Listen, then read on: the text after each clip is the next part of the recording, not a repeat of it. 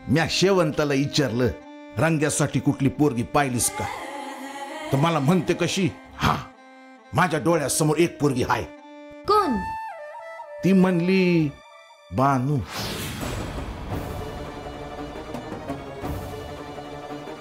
नाही म्हणजे मी तिला सांगितलं हा की मी बानूच्या लग्नाचा विचार अजून केलेला नाही. तर मला म्हणते कशी, आता कर, आज ना उद्या तिचं लगीन तू लावणार आहेसच ना, मग त्याचा विचार आता कर की. मग काय बोललास तू? काय सांगितलंस रे तिला? आता म्या काय सांगणार, तुझ्याशी बोलल्या बिगर म्या त्यांना काय सांगणार. ए बानू, मला एक सांग, नाही म्हणजे तुझ्या आणि रंगाच्या लग्नाचा विषय मी त्यांच्याजवळ काढावा असंच तुला वाटत होतं ना? हा बा, आता मला काय बी बोलायचं नाही आहे बघ. आलेच म्या.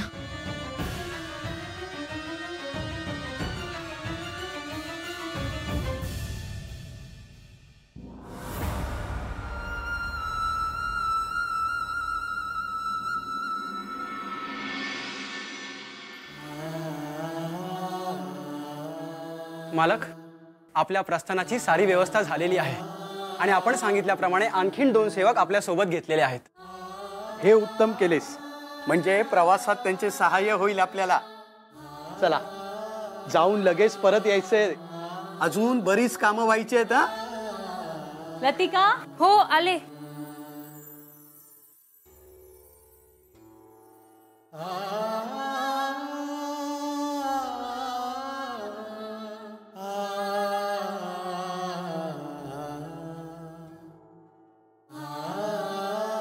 आपण पालीला जात असताना एखादे तीर्थक्षेत्र असल्यास ह्यातील नारळ देवासमोर चढवावेत. शुभ कार्यासाठी निघत आहात.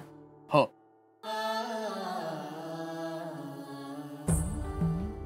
चांगला आडोसा बघून मगच जेवायला बसा. होय. चला.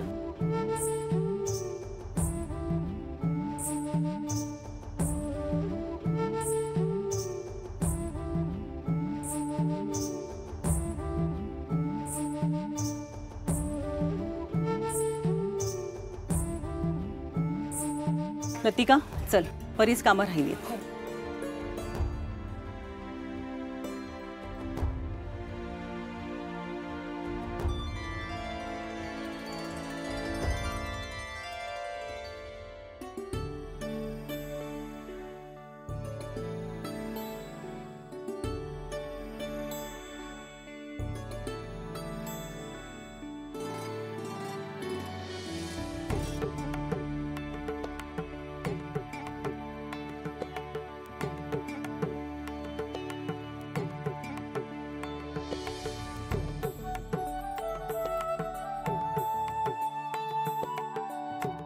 देवी, आता खऱ्या अर्थाने जेजुरी गड सजला आहे. विवाहासाठी जे वातावरण हवं ते आपण तयार केलं. हे केळवण क्षीरसागरात करायला मला आवडलं असतं, परंतु जेजुरी गडावर हे केळवण करताना मला खूप वेगळं वाटत आहे. हा गड, इथली माणसं, यांच्यात मी कधी रमले कळलंच नाही. देवी, आज खंडेरायांच्या केळवणाच्या निमित्ताने आम्हाला तुमच्या हातच्या पदार्थांची चव घ्यायला मिळणार आहे. हो, इथल्याच लोकांच्या सहाय्याने मी सर्व पदार्थ स्वतः ठरवून केले आहेत.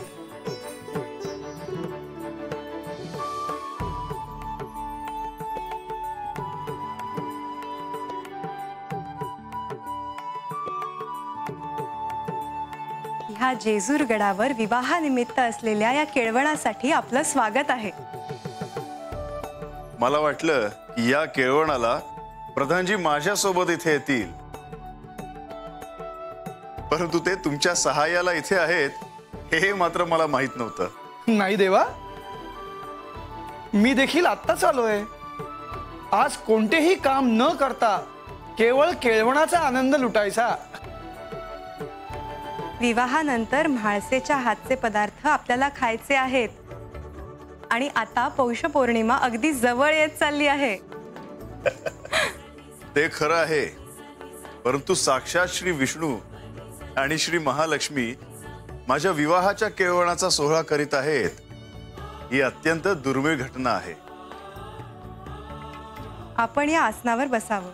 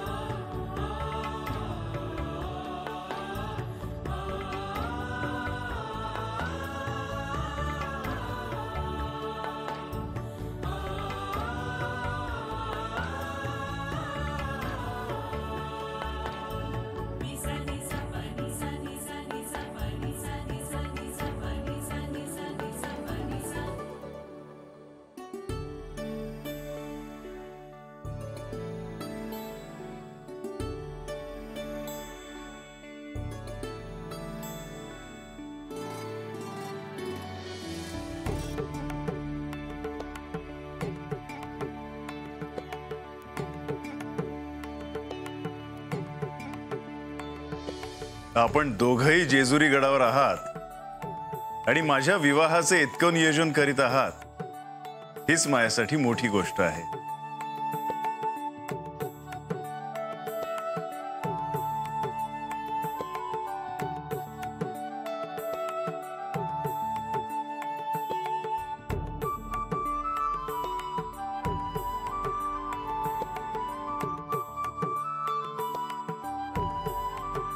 हळदीचा रंग हा आपला प्रिय आहे.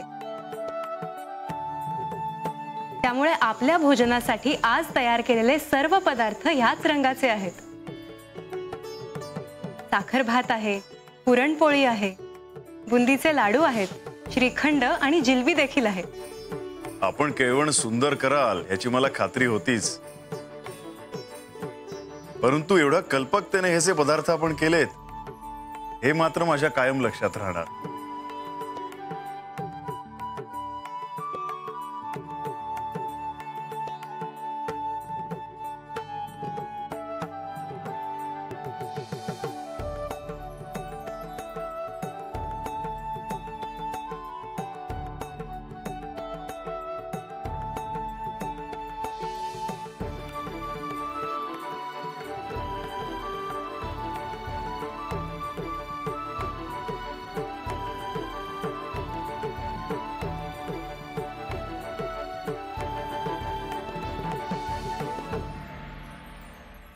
म्हाळसा गडावर येण्याआधी आणि आल्यानंतर आपल्याला तिच्यासाठी अनेक गोष्टी करायच्या आहेत, याची मी या प्रसंगी आपल्याला आठवण करून देऊ इच्छिते.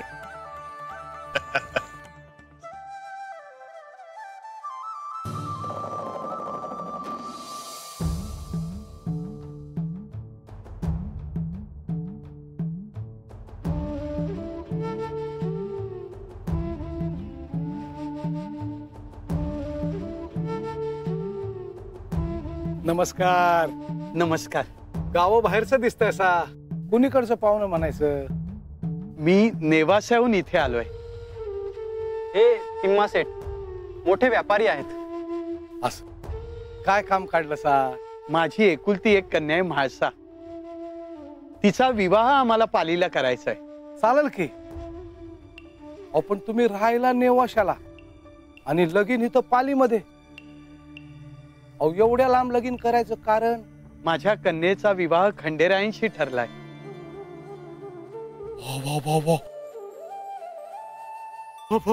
अहो अहो काय करताय आपण? अहो खंडराय म्हणजे प्रत्यक्ष महादेव. त्यांच्याशी ज्या मुलीचं लगीन होणार त्याला जन्म देणारे बी आम्हाला देवासारखेच नाही. या या या घरात या, बसून बोलू. आम्हाला विवाहाची जागा निश्चित करायची आहे आणि लवकरात लवकर नेवासाला परतायचे आहे. कसं आहे, वेळ थोडा आहे आणि विवाह कार्य मोठं आहे.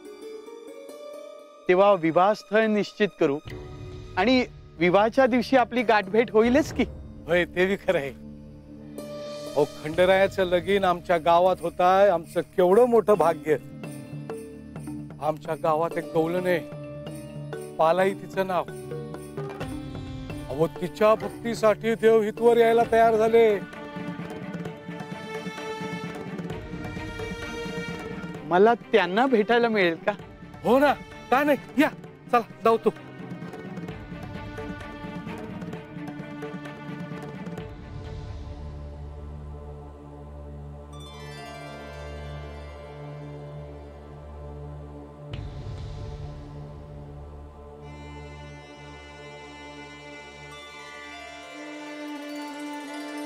पाहिलंस का कोण आलंय ते?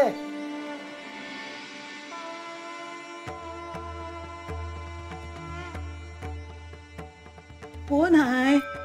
अगं, हे तिम्माशे नेवाशेहून आले. त्यांच्या पोरीचं लगीन त्यांना आपल्या गावात करायचं आहे. असं वय. या या, बस. अहो, राहू द्या राहू द्या. यांच्याकडून आपल्याविषयी कळलं म्हणून मी इथे आलो. माझ्या कन्येचा म्हाळसेचा विवाह खंडेरायांशी पौष पौर्णिमेला आहे.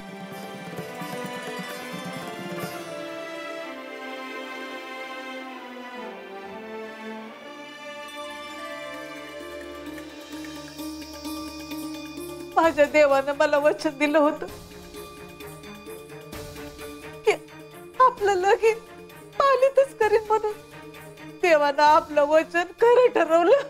पालाई, तुझ्या मनातलं मागणं माझ्यापर्यंत पोचलं आहे. माझा विवाह पाहण्यासाठी तुला कुठेही जायची आवश्यकता नाही. माझा आणि म्हाळसाचा विवाह इथेच पालीला होईल. आपल्यामुळे खंडेराय पालीला परत आले. आपल्यामुळे या गावी येण्याचा योग आला. खूप सुंदर आहे आपलं गाव. मला तुमच्या पाया पडू द्या. अहो अहो, काय करताय आपण? खंडेरायाबरोबर ज्या मुलीचं लगीन होणार ती मुलगी म्हणजे देवीचंच रूप असणार. आणि अशा मुलीला तुम्ही जन्म दिल्या म्हणजे तुम्ही पण देवाचाच अवतार आहेसा. मला पाया पडू द्या. अहो, उलट आपलीच भक्ती इतकी अपरंपार आहे की आपल्यामुळे खंडेराय अनंत काळासाठी या गावात शिवलिंगाच्या रूपात राहणार आहेत. आज मी आपल्याला आणि पाली गावातील समस्त गावकऱ्यांना माझ्या कन्येच्या विवाहाचे आमंत्रण देतो. तुम्ही काय बी काळजी करू नका. लग्नासाठी जे जे काय करावं लागेल ते आम्ही सगळं गावकरी करू. बघा,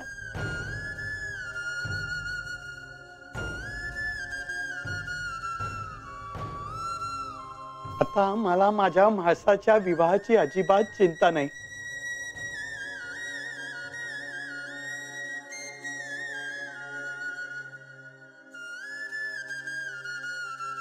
खंडेरायांनी विवाहस्थळ पाली का ठरवले त्याचे महत्व आत्ता कळते.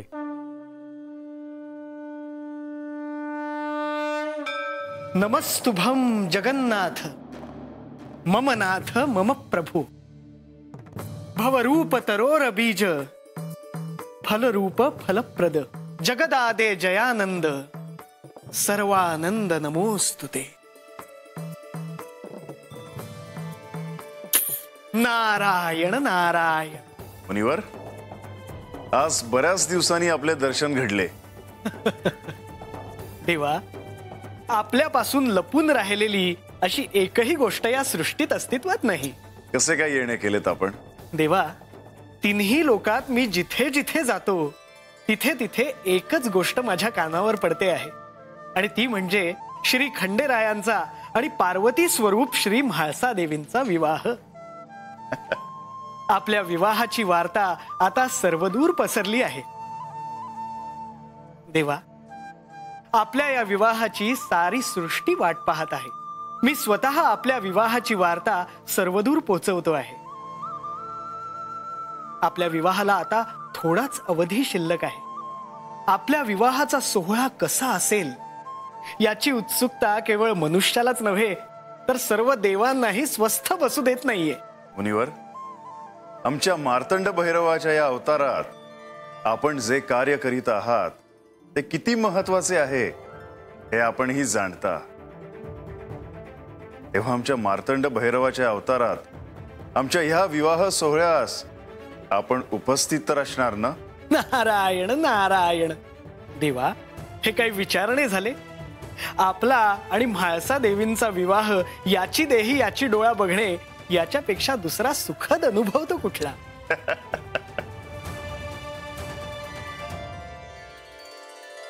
नारायण नारायण. म्हणजे साक्षात श्री महादेव, श्री विष्णू आणि श्री लक्ष्मी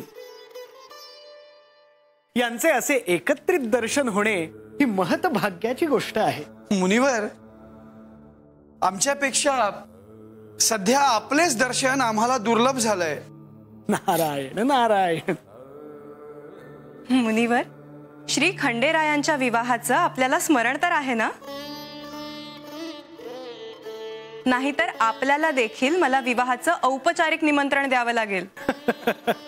हो तर, आपण येण्याआधी मी श्री खंडेरायांशी याच विषयावर बोलत होतो. देवी, येत्या पौष पौर्णिमेला श्री खंडेरायांचा विवाह होणार हे आता सर्वत्र पसरले आहे. अनेक लोक आणि देव सुद्धा या विवाह सोहळ्याची वाट पाहत आहेत.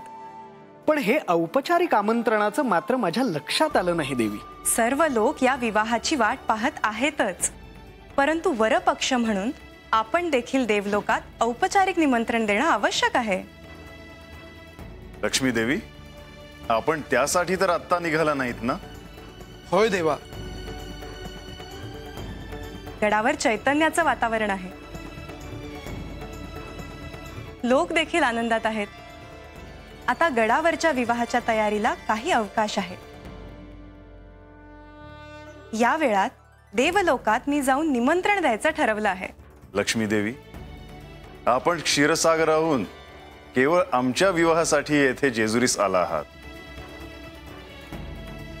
तेव्हा विवाहाचे जे नियोजन आपण केले आहे त्यानुसारच सर्व घडेल हे मी आपणास अगोदरच सांगितले आहे.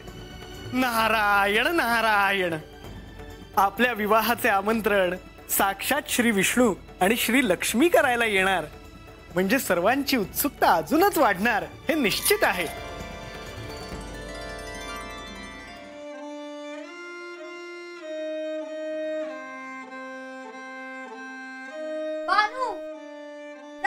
घरला म्हणजे? अगं काय झालं?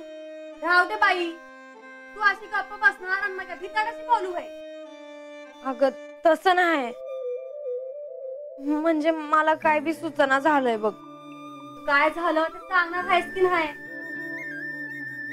अगं आजकाल या रंगाचं मावशीचं घरला येणं जाणं लय वाढलंय. आधी मला काही कळना ते असं का वागत्यात.